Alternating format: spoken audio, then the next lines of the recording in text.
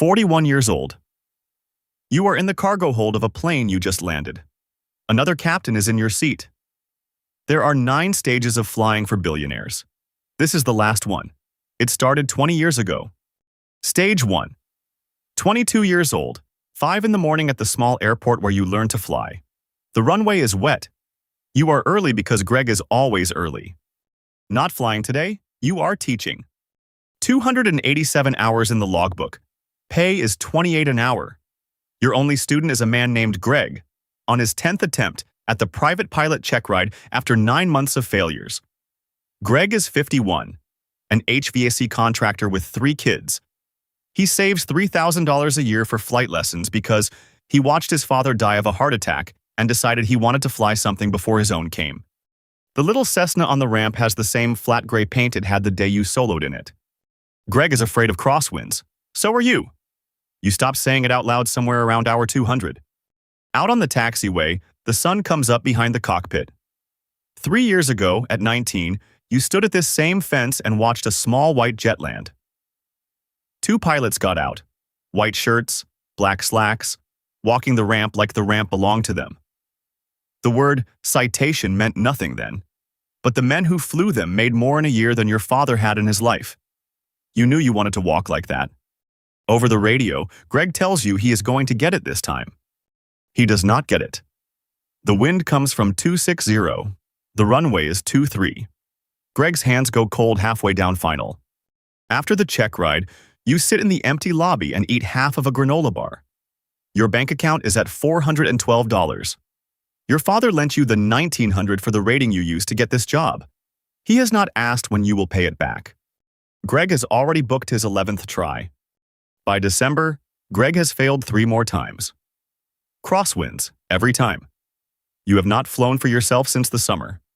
The runway is white with snow when a man finds you in the lobby one evening. He has nothing on him that says who he is. A folded white card comes out of his pocket. He tells you to call him on Monday. Stage 2. 24 years old. A uniform with your name on the chest. The card in the lobby was a phone number with a Columbus area code.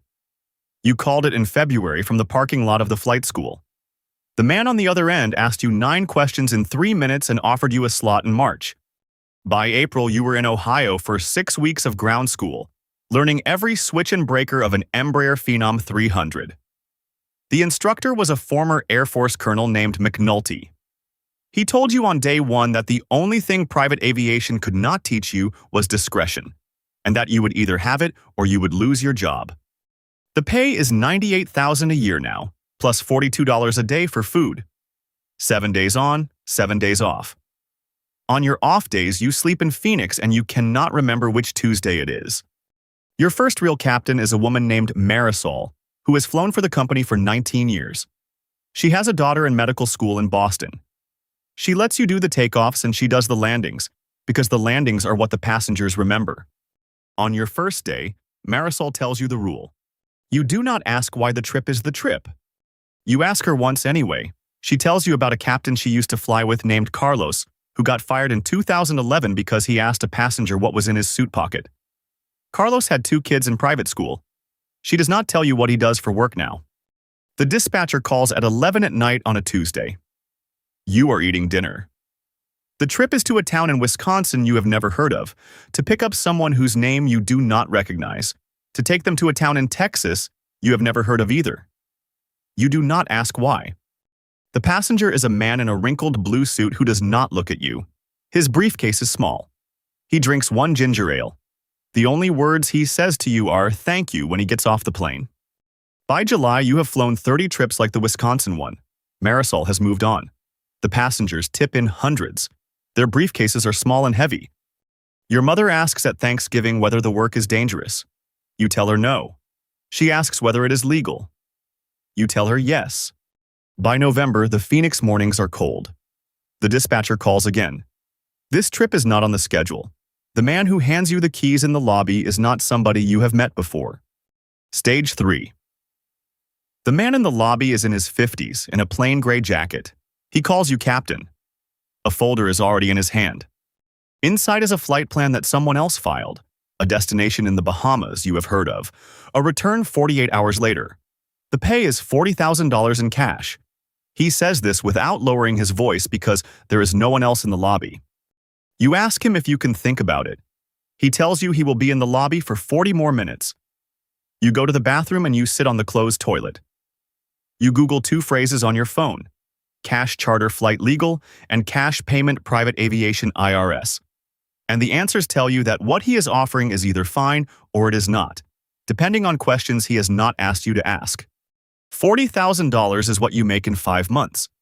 It is your father's truck twice. Cash, in an envelope. The IRS does not need to know. You think about Marisol's story about Carlos. You think about Greg's 11th try. You think about the $412 at 22. You walk back to the lobby. You say yes. The passenger is a woman in her 30s, in a dark blue dress with 2 pieces of luggage and a small black dog she carries in her arms. She thanks you when she gets on. Heading south, then over water. The ocean turns from green to dark blue under the wings. At Andros, you taxi to a small ramp at the edge of the field, and a black SUV is already waiting. The woman walks down the air stairs and into the back seat without looking back. 48 hours later, you fly her back. The dog sleeps in her lap the whole way. She tips you $120 in 20s at the air stair, which makes the $40,000 somewhere else not a tip at all. In the lobby in Phoenix, the man in the gray jacket hands you an envelope. His handshake is brief. You count the envelope in your truck before you drive home. 400 bills. You buy your father a truck for his birthday. A new Ford F-150, dark gray. He cries when you give him the keys and he tells your mother in the kitchen that you have made it. The next call comes in 3 weeks. By spring, it is every other week. You stop counting the envelopes. Your wife stops asking where you go. Stage 4. You are 26. The Phenom is too small. You are flying a Challenger 350 now, for a different company, and the handler still calls every 3 weeks. You learn the luggage rules. Some passengers come with none. Others arrive with only luggage. One trip is a manila envelope, sealed, that you fly from Burlington to Mexico City and hand to a man at the bottom of the air stairs. He thanks you in English with no accent. He does not give you a name. The crates began in the 2nd year.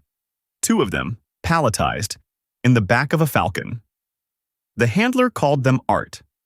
You weighed the 2nd one because the loading crew left a scale on the tarmac.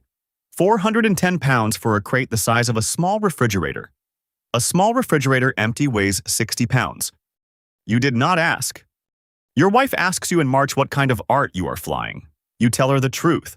Sealed crates, weight discrepancies, no labels, and her face does not change, which is its own answer. She does not ask again. You bought a house in Scottsdale with the cash, paid up front, in your name, with no questions about where it came from. Your father got a different truck a month later. Your mother got the kitchen she had wanted for 26 years. You hire an accountant who does not ask questions. The routine is clean now. The dispatcher names a destination. The handler hands over an envelope. The passenger nods politely. The crates stay sealed. The questions you used to have stop showing up by themselves. You are no longer choosing not to ask. You have forgotten what asking would feel like. In April, you fly a man who looks Russian to a strip in Idaho you have never been to.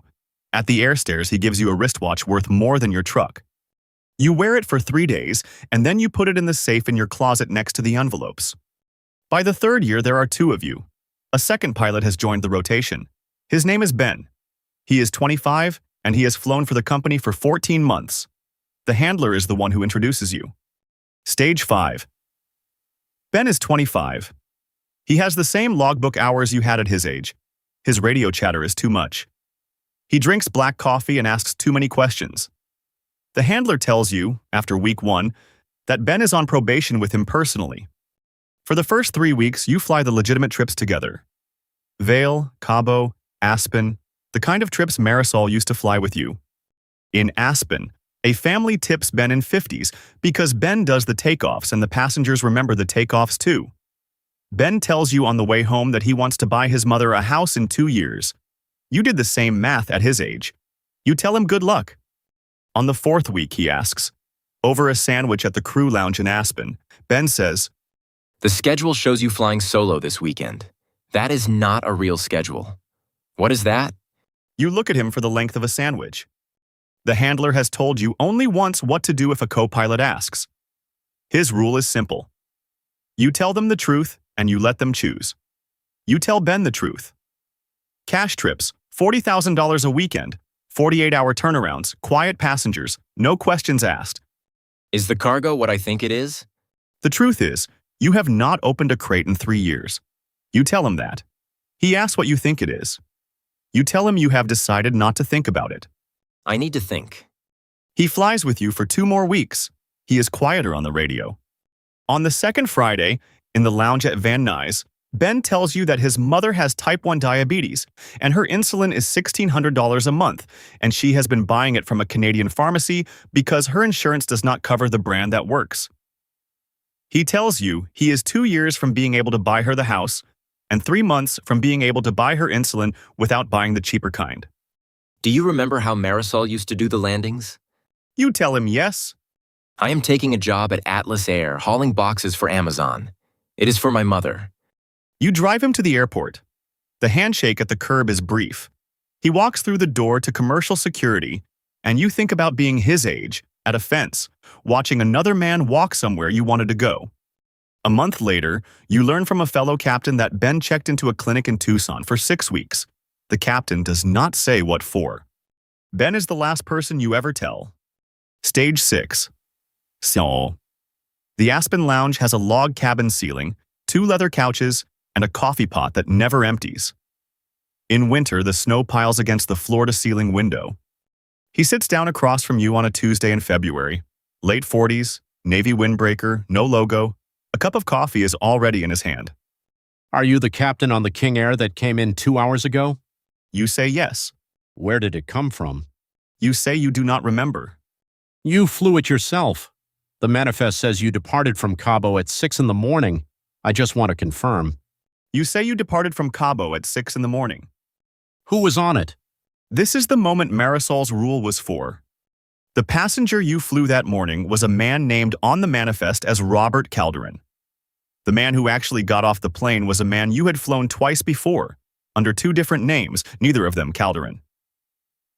The plane had stopped at a fuel strip in Tampico that did not appear on the original flight plan. You had filed the amendment after landing in Cabo. It would not have been the cleanest amendment to look at. You say the name on the manifest. The name on the manifest is not the name of the man who actually got off the plane. He nods. Nothing gets written down. You ask him before he leaves how he found you here. They have followed you since November. He thanks you and stands and walks out, and the snow against the window makes no sound. You sit on the leather couch for a long time. The coffee gets cold in your hand. You take out the burner phone the handler gave you in your second year, the one you have never used to call him, and you stare at it for 10 minutes. You put it back. You think for the first time in a long time about the morning in the bathroom at 24. You think about whether you would give the same answer now. You fly home to Phoenix that afternoon. The flight is empty. Your wife asks you, when you walk in, why you are home early. You tell her the trip got cut short.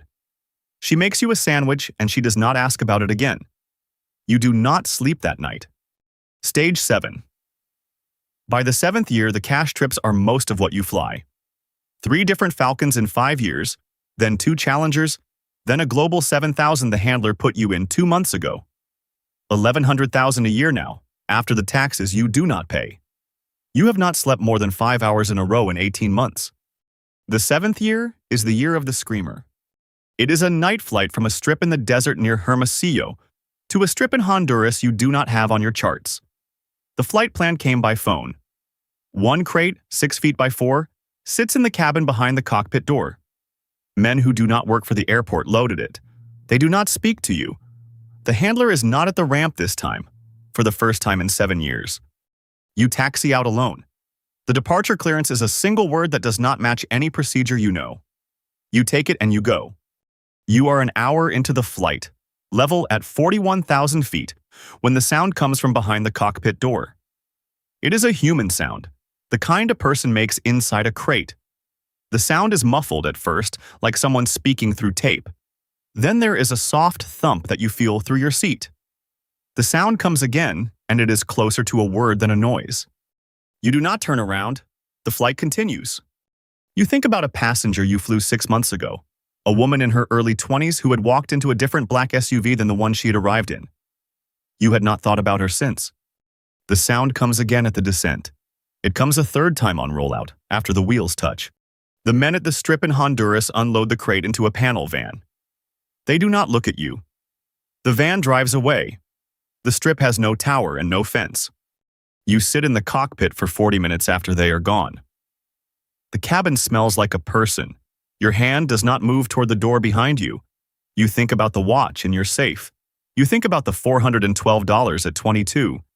By dawn, you have filed the return flight plan and flown home, and the handler has not been called. You drive home from Opa-locka.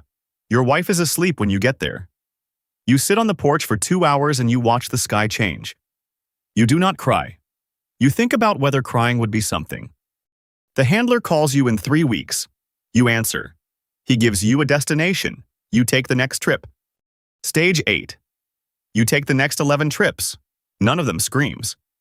You start to think the night flight from Hermosillo was a story you told yourself. In November of the 8th year, the handler calls. You let the call go to voicemail. He calls again. You let it go. The third call is from a number you do not recognize. You pick up. You tell him you are out. He says nothing for a long time, and then he says he understands, and then the line goes quiet. You realize, only after the call has ended, that you do not actually know the handler's name. You have called him by his name in your head for 7 years, and the name has been something you made up. You sleep for 4 hours that night. The next morning you tell your wife. She does not ask what you did. Questions stopped 7 years ago. She makes coffee and she cries at the kitchen counter. I stopped expecting you to come home in your own name a long time ago. I have known about the woman in her early 20s because you talked in your sleep one night 6 months ago, and I have been pretending I did not hear it. She does not tell you whether she will stay. For 3 weeks, you do not fly. You sit on the back porch and watch the saguaro by the fence. Lunches with your father become a daily thing. He does not ask why you are home. He tells you stories about his own father, who died at 61 of a stroke at the cash register of his hardware store in Mesa. A black lab puppy joins the household. Your wife picks her up from a shelter without telling you. The puppy chews through the leg of the kitchen island. The agent comes on a Sunday in December. He has the same Navy windbreaker, the same cup of coffee somehow. He has driven a Ford Taurus and he has parked it on the street, not in your driveway. He sits at your kitchen table without being asked. We can do this 2 ways. You sit down and tell me what was in the crates, or you take one more flight, the one you are about to take, and we follow you to where it lands. You did not know you were taking one more flight. He tells you the handler called your wife yesterday. The dispatcher has a trip on the books for next Friday with your name on it. The trip will happen with or without you. There is another pilot already briefed if you decline. The only question is whether the FBI knows where it lands.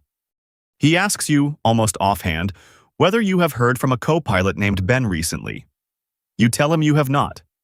He nods once and writes something on a small spiral notebook. You ask him what he wants you to do. Fly the trip. You ask him what happens after. That depends on you. He leaves the cup of coffee on your kitchen table. Your wife comes out of the bedroom after he is gone. She sees the cup and she does not ask. You tell her anyway what he said. Whatever you decide, I want to know first. Stage 9. Friday morning. You file the flight plan from your house. Phoenix to Opa-locka, 3 passengers you do not know. Return 48 hours later. Your wife is asleep when you leave. The black lab puppy follows you to the door. You scratch behind her ears and you tell her you will be back. You do not know if you mean it. The flight is uneventful. 41,000 feet. The Global 7000 handles like the Global 7000 always handles, except for today, when you cannot stop hearing the night flight from Hermosillo. You land in Opa-locka at 3 in the afternoon. Same ramp where the handler first met you. The lobby looks different now because it is February and not summer and you are 41 years old. There is no concierge desk anymore. The building has been renovated. The handler is in the lobby. He has aged 7 years since the last time you saw him. He has a thicker coat and a thinner face and he is alone. I need you to step into the cargo hold. You ask him why. The FBI followed the plane. You did not know that. Or you knew since December. A man you have never seen walks past you on the ramp, climbs into the captain's seat of your Global 7000, and starts the engines. He runs the start checklist from memory. The man's epaulets have 4 bars on them, the same as yours. Get in the back. The hold is outfitted for you, and you will not be alone in there. He tells you this in a voice that sounds, for the first time in 7 years, like apology. You ask him whose flight this is. It is yours. You ask him where it is going. I do not know. 4 faces come back to you. Your wife in 7 years' worth of mornings holding her coffee mug at the kitchen island. Ben at the security door. Greg on his 14th try. The man at the fence, who you became. The handler is not impatient. He waits for you. Your phone vibrates. It is a voicemail from your wife. She says, I do not know where you are going. The dog is at the back door. Come home. You think about the dog at the back door for the longest moment of your life. You take the burner phone out of your pocket. You hold it in your hand. You think for a moment about calling the agent. The handler watches you do this. He does not stop you. You put the phone back. Then you get in the cargo hold. The Global 7000 taxis away from the ramp without you in the seat. You can hear the engines spool to take off thrust. You can feel the rotation. You can feel the climb-out angle. You cannot tell where you are going. You sit against the curved hull wall, knees drawn up, the brass-cornered briefcase across from you. The amber work lights on the ceiling do not change. At 19, you watch the men at the fence walk like the ramp belonged to them. You did not know they had no choice. By 41, neither do you. Your father is in the garage of the new house in Mesa, doing nothing in particular with the truck. Your mother is in her kitchen with the window over the sink that she drew on a napkin in 1998. The black lab puppy is at the back door of a house in Scottsdale. Your wife is on the porch. The plane is over water now. Neither of you knows if you're coming home.